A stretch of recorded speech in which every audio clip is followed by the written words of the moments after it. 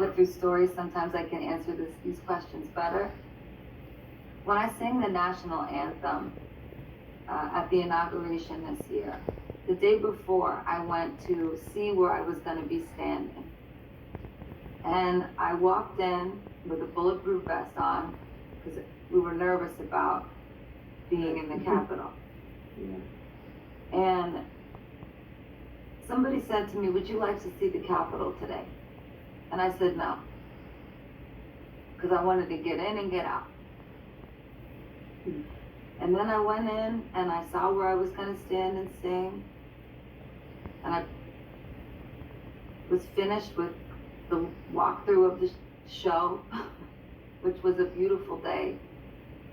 But as I was leaving, I stopped myself. And I said, "Why did you say no, that you don't want to see the Capitol today?" And it was because I didn't want to see the place where the insurrection had taken place. And I went back to that woman that asked me, and I said, "My apologies, I'd like to see the Capitol."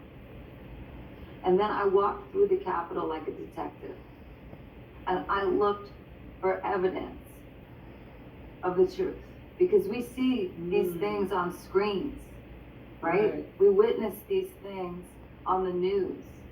But to be there in person, I was afraid.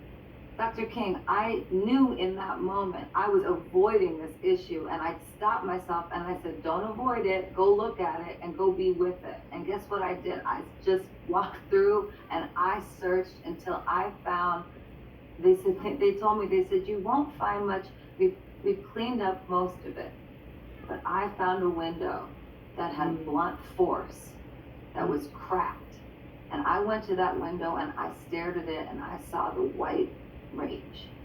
And I stared at it and I reflected and I thought about what I was about to do the next day. And I thought about what a gift this unlearning was also to myself, that I would take that moment to go there and see it for myself, because that day to me was not about Donald Trump.